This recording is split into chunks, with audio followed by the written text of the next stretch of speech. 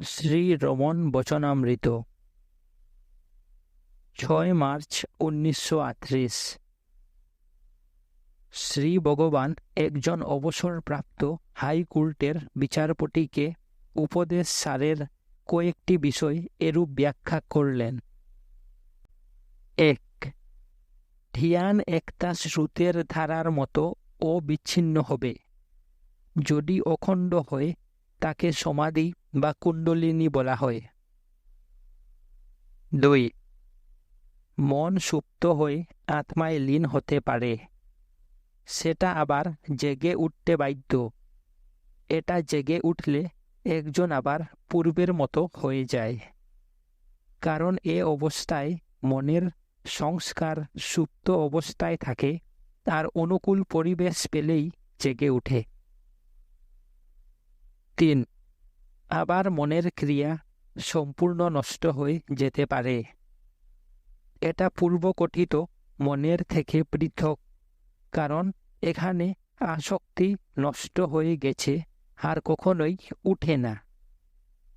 যদিও সমাধি থেকে উঠে একজন জগৎ দেখে, তথাপি আবশ্যকতা অনুসারেই তার গুরুত্ব দেয়, অর্থাৎ এক সত্যের একটা ব্যবহারিক রূপ বলে মনে করে। একমাত্র সমাধিতেই প্রকৃত সত্তা অনুভূত হয়। তখন যা থাকে এখনও তাই আছে, নতুবা সেটা সত্য বা নিত্যবর্তমান সত্তা হয় না। যা সমাধিতে ছিল সেটা এখনও এখানে আছে। একে ধরো, আর এটাই তোমার সত্তার স্বরূপ অবস্থা। সমাধি অভ্যাসে এটা হয়। অন্যথা যে নির্বিকল্প সমাধিতে মানুষ একটা কাঠের মতো হয়ে থাকে, তাতে কি লাভ হয়? তাকে কখন না কখন জেগে উঠে জগতের সম্মুখীন হতে হবে। কিন্তু সহজ সমাধিতে সে জগৎ ব্যাপারে বিচলিত হয় না। চলচ্চিত্রের পর্দায় কত ছবি চলে যায়, আগুনে সব পুড়ে গেল, জলে সব ভেসে গেল, কিন্তু পর্দার কিছু হলো না। ছবিগুলো কেবল একটা সঞ্চরমান ব্যাপার, কিন্তু পর্দা ঠিক থাকে। অনুরূপভাবে জ্ঞানীর সামনে জগৎ ব্যাপার ঘটে যায়, তিনি অবিচলিত থাকেন। তুমি বলবে, লোকে জগৎ ব্যাপারে সুখ ও দুঃখ দেখে, এটা আরূপের জন্য হয়। এটা হওয়া উচিত নয়। এর জন্যই সাধনা করা হয়।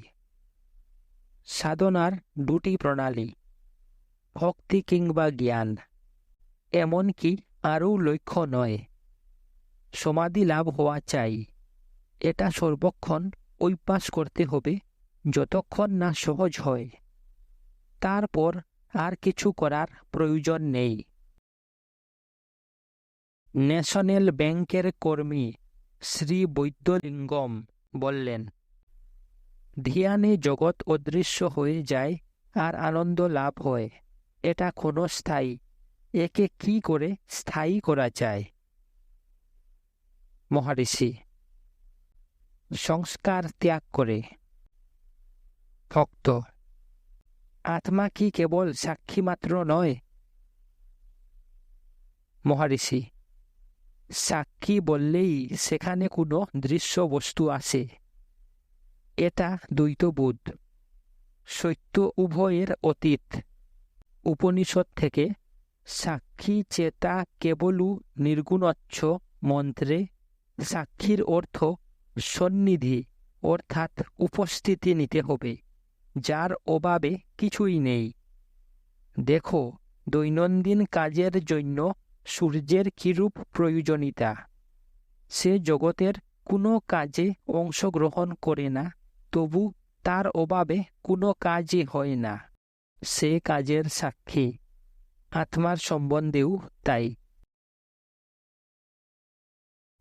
7 মার্চ 1938।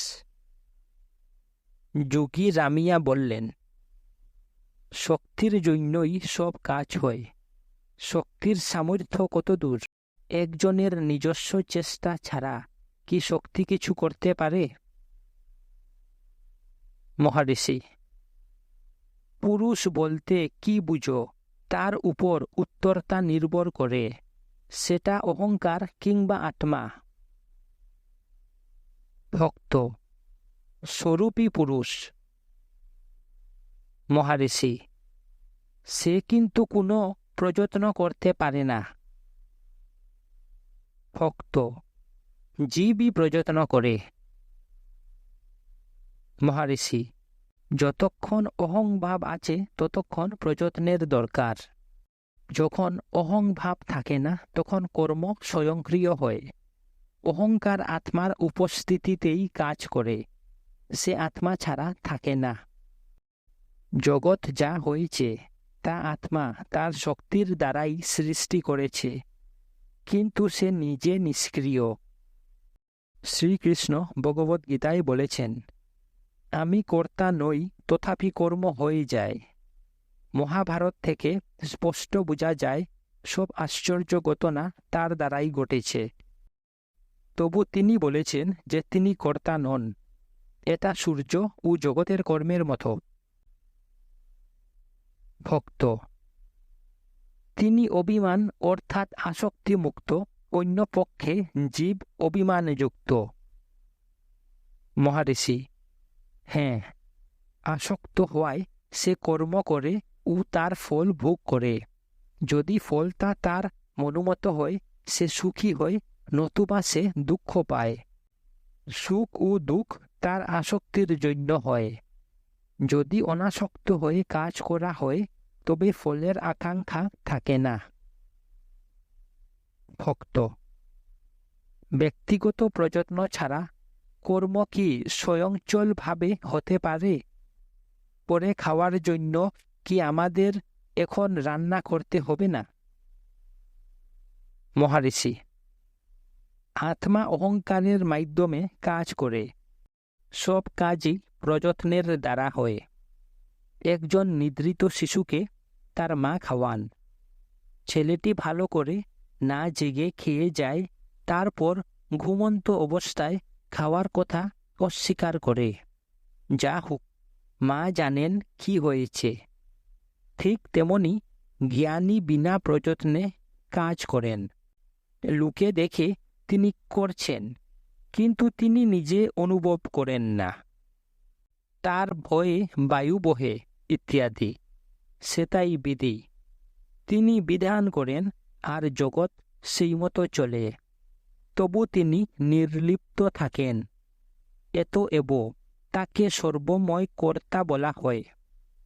প্রত্যেক অহংকারী অর্থাৎ উপাধিযুক্ত সত্তা নিয়মের অধীন। এমনকি ব্রহ্মাও তার ঊর্ধ্বে যেতে পারেন না। এই ভক্তটি পরে তার প্রশ্ন করার কারণ বলেছিলেন। তিনি শ্রী ভগবানকে বলতে শুনেছেন যে জগৎ চলে আর ঈশ্বরের ইচ্ছায় ব্যক্তির প্রয়োজন মিটে যায়।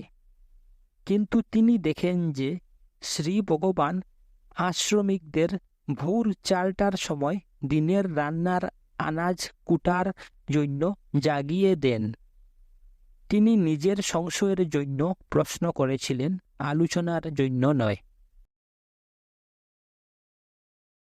10 মার্চ 1938 শ্রী ভগবান যখন বাইরে যাচ্ছিলেন তখন একটি কুটির থেকে বেদপাঠ শোনা গেল। অন্তরাদিত্য মনসা জ্বলন্তম ব্রহ্মণা বিদন্ত। শ্রী ভগবান সেদিকে আমাদের মনোযোগ আকর্ষণ করে মন্তব্য করলেন।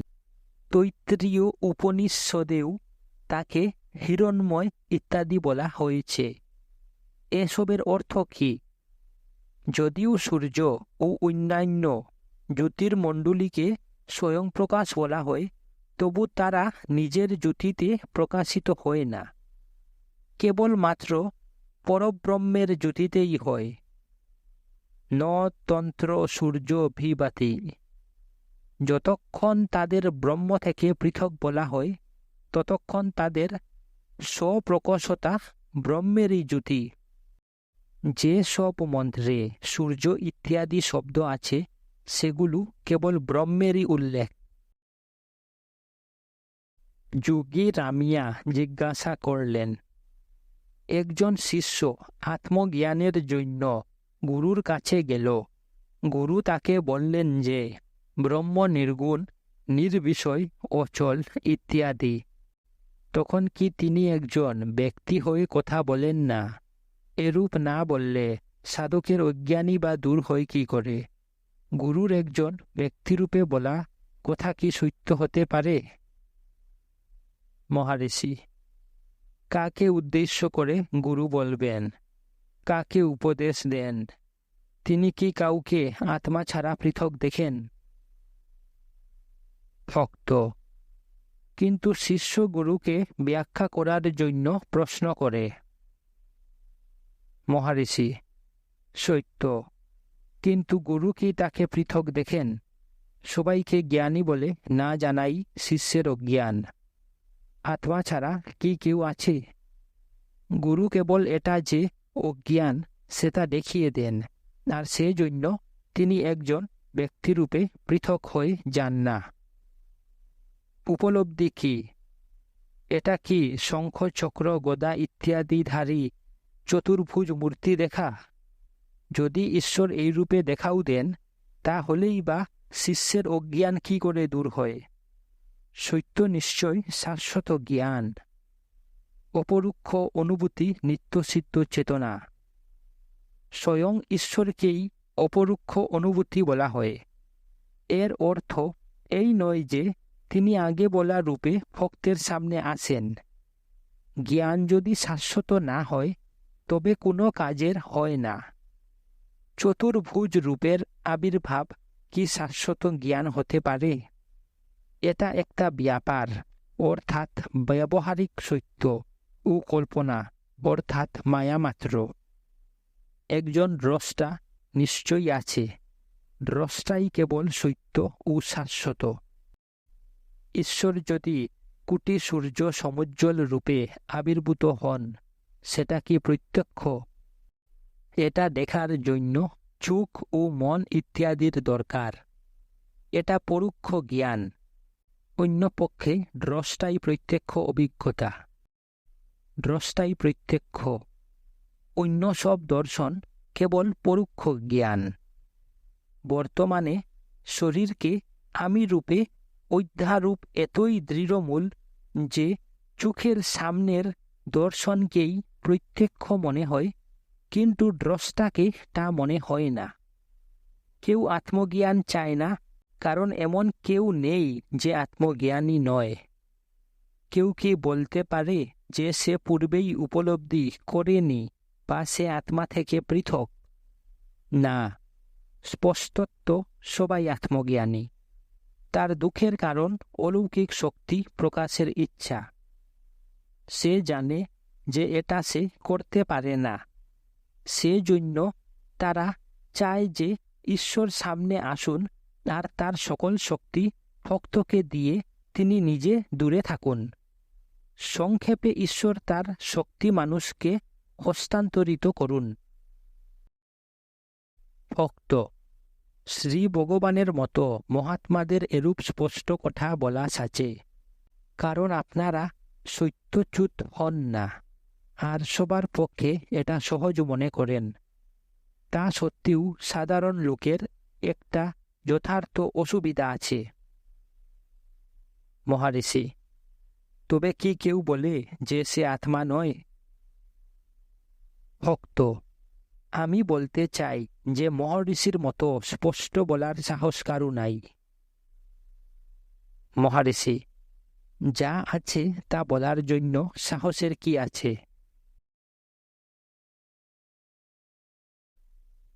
আজ রাত্রে একজন ইউরোপীয় কাউন্টেস নিজের দেশে চলে যাচ্ছেন। তিনি তাকে ও তার পরিবারবর্গকে আশীর্বাদ করার জন্য শ্রী ভগবানের কাছে প্রার্থনা জানালেন। মহারিষি, তুমি সত্তা থেকে কোথাও যাও না, যা তুমি মনে করছো। সত্তা সর্বব্যাপী। শরীরটারই স্থানান্তর হয়, তবু সে কখন একমাত্র বিদ্যমান সত্তার অতিরিক্ত নয়। সুতরাং কেউ কখন পরম সত্তার দৃষ্টির বাইরে নয়। যেহেতু তুমি একটা শরীরকে শ্রী ভগবান ও অন্যটাকে নিজে বলে নির্ধারণ করেছ, সেজন্য দুটিকে পৃথক ভেবে এখান থেকে যাওয়ার কথা বলছ। যেখানেই থাকো আমাকে ছাড়তে পারো না। এটা ব্যাখ্যার জন্য।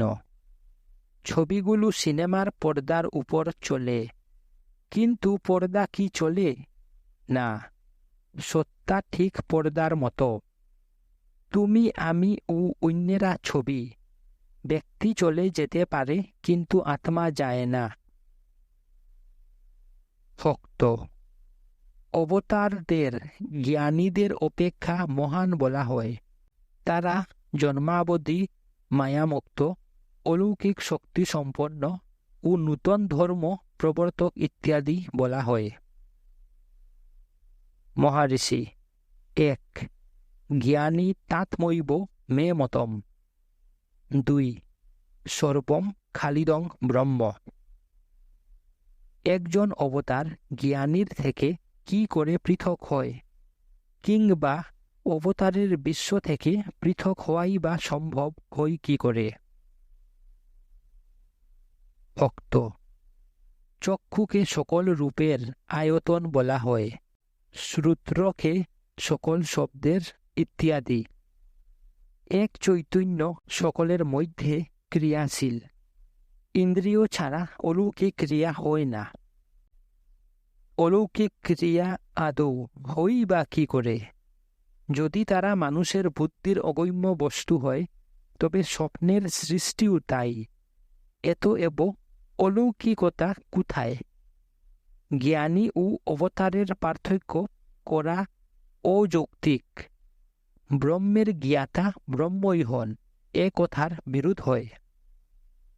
মহারিষি, ঠিক তাই। 15 মার্চ 1938 তীর্থযাত্রী স্পেশালে করে পাঞ্জাবিদের বড় একটি দল এখানে এসে পৌঁছালো। তারা সকাল 8:45 আশ্রমে এলো আর বেশ কিছুক্ষণ হলঘরে বসল। প্রায় 9:20 তাদের মধ্যে একজন বললে, আপনার নাম পাঞ্জাবেও ছড়িয়ে পড়েছে। আমরা আপনার দর্শনের জন্য অনেক দূর থেকে এসেছি। আমাদের উপদেশের জন্য কৃপা করে কিছু বলুন। কোনো মৌখিক উত্তর হল না। শ্রী ভগবান সম্মিত মুখে ও স্থির দৃষ্টিতে চেয়ে রইলেন। কিছুক্ষণ পরে দর্শনার্থী জিজ্ঞাসা করলে, কোনটা সব থেকে ভালো, যোগ, ভক্তি কিংবা জ্ঞান মার্গ? তবু শ্রী ভগবান আগের মতো হাসলেন ও চেয়ে রইলেন। শ্রী ভগবান কিছুক্ষণের জন্য বাইরে গেলেন। দর্শনার্থীরাও ছড়িয়ে পড়ল। তা সত্ত্বেও কয়েকজন হল করে বসে রইল। একজন পুরাতন ভক্ত দর্শনার্থীদের বললে যে ভগবান মৌনে তার প্রশ্নের উত্তর দিয়েছেন, সেটা কথার অপেক্ষা আরও স্পষ্ট। শ্রী ভগবান ফিরে এলে দর্শনার্থী আরও 2-4 কথা বললে। তার আলাপচারিতে সে জিজ্ঞাসা করলে, ভক্ত, যারা ঈশ্বর বিশ্বাস করে তারা ঠিক আছে, অন্যরা বলে ঈশ্বর কি আছেন? মহারিষি, তুমি কি আছো? ভক্ত, ঠিক তাই, সেটাই প্রশ্ন। আমার চোখের সামনে একদল সেপাইকে চলে যেতে দেখছি, এব আমি আছি। জগৎটা নিশ্চয়ই ঈশ্বরের সৃষ্টি। সৃষ্টিকর্তাকে কি করে দেখব? মহারিষি, যে এইসব দেখে সেই নিজেকে দেখো, আর তাতেই সমস্যার সমাধান হবে। ভক্ত, সেটা কি? চুপ করে বসে থাকা বা শাস্ত্রপাঠ কিংবা মনকে একাগ্র করা? ভক্তিতে মন একাগ্র হয়। লোকে ভক্তের পায়ে পড়ে। নতুবা সে হতাশ হয় আর তার ভক্তি কমে যায়। মহারিষি, আনন্দ পাওয়ার আকাঙ্ক্ষা কমে না, এটাই ভক্তি। ভক্ত, আমি কি করে শীঘ্র এটা পাব? মনে করুন আজ 2 ঘন্টা ধ্যান করি, পরের দিন যদি এটা বাড়াতে যাই আমার ঘুম এসে যায়, কারণ আমি কাজকর্মে ক্লান্ত হয়ে পড়ি। মহারিষি, তুমি ঘুমিয়ে ক্লান্ত হও না, সেই লোকই এখন এখানে রয়েছে। তুমি এখন ক্লান্ত হবে কেন? কারণ তোমার মন চঞ্চল আর চারিদিকে ঘুরে বেড়ায়, সেজন্য সে ক্লান্ত হয়, কিন্তু তুমি ক্লান্ত হও না। ভক্ত, আমি একজন ব্যবসায়ী, আমার ব্যবসা চালানো ও মনের শান্তি লাভ কি করে হবে? মহারিষি, এটাও একটা চিন্তা, এই চিন্তাটাও ছেড়ে দাও আর তোমার প্রকৃত সত্তায় থাকো। ভক্ত, বলা হয় ফল আকাঙ্ক্ষা না করে কর্তব্য করে যাও, এরূপ মানসিকতা কি করে লাভ করব? মহারিষি, তোমায় কোনো আকাঙ্ক্ষা বা নতুন অবস্থা লাভ করতে হবে না, তোমার উপস্থিত চিন্তাগুলো ত্যাগ করো, ব্যাস। ভক্ত, আমি এর জন্য প্রয়োজনীয় ভক্তি কি করে লাভ করব? মহারিষি, তোমার অর্থাৎ আত্মার স্ববিরোধী চিন্তাগুলো ত্যাগী ভক্তি।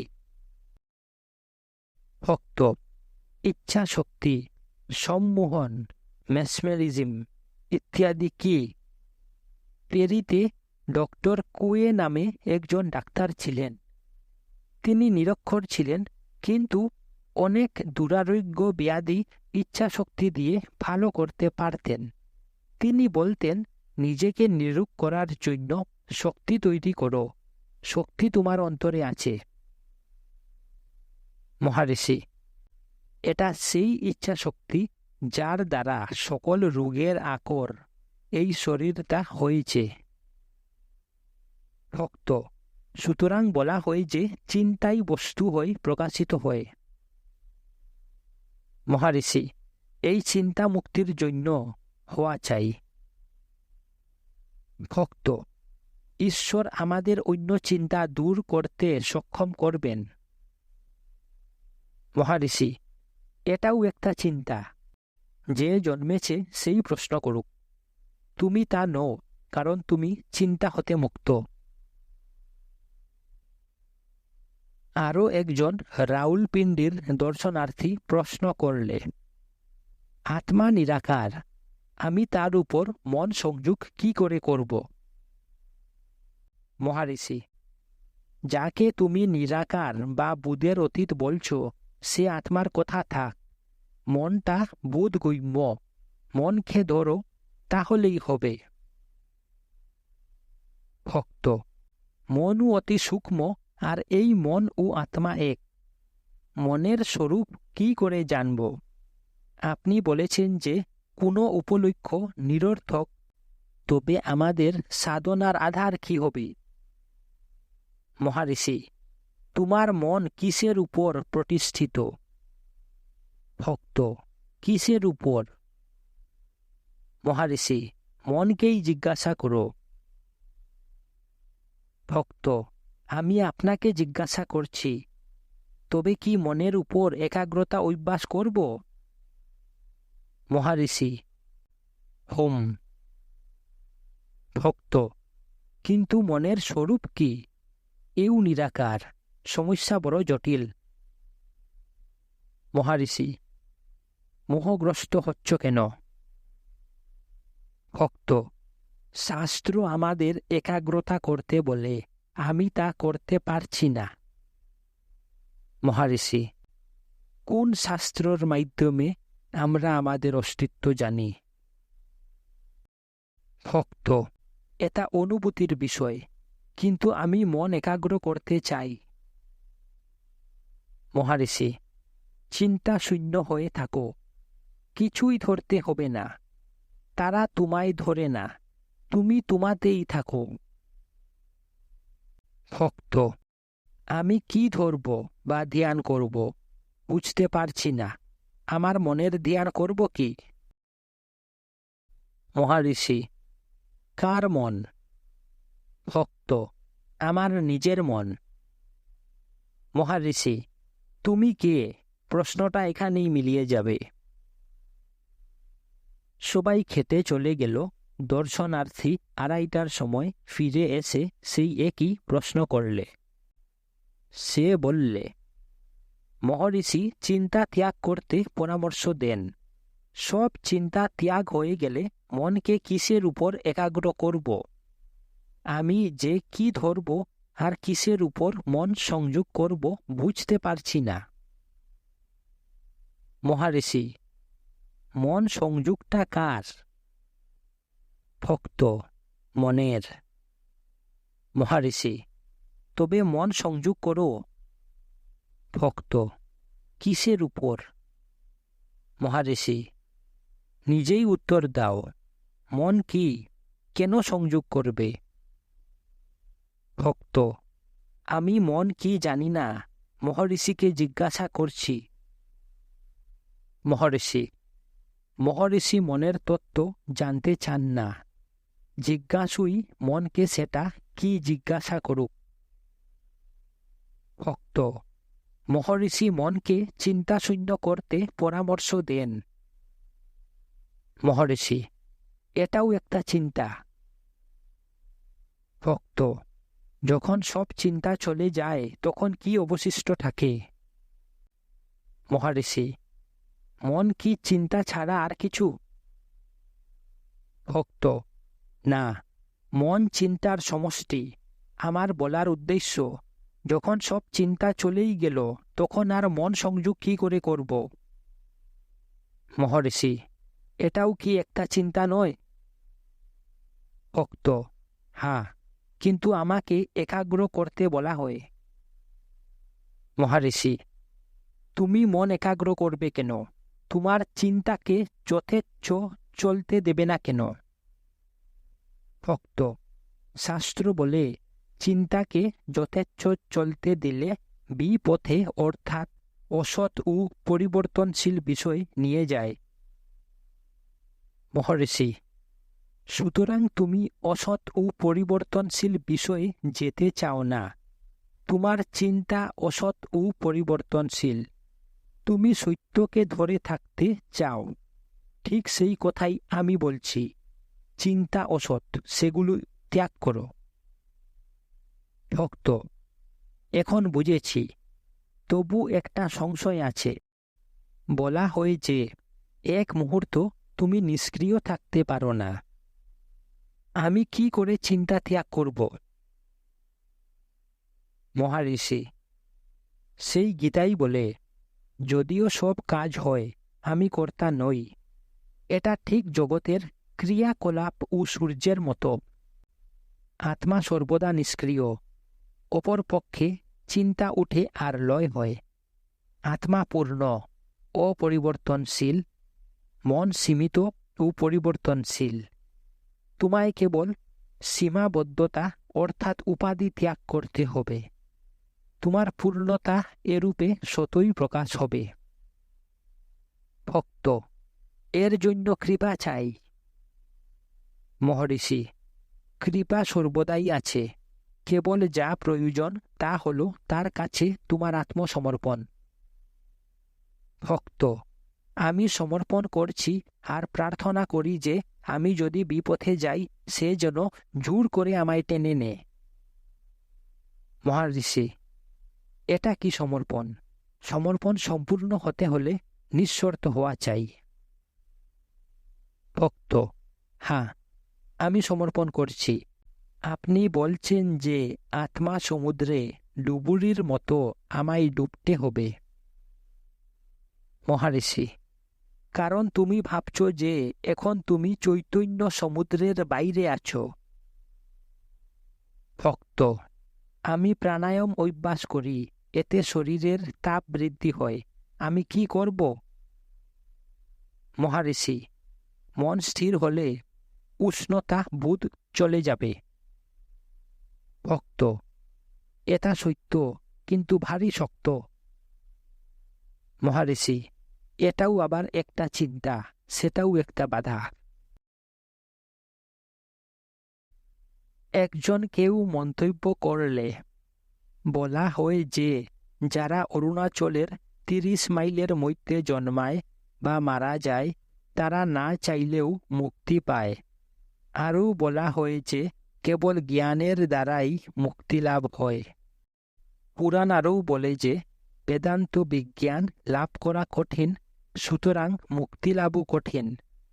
কিন্তু পাহাড়ের চতুষ্পার্শ্বে জন্ম ও মৃত্যু হলে এত সহজে মুক্তি লাভ হয়, তা কি করে হয়?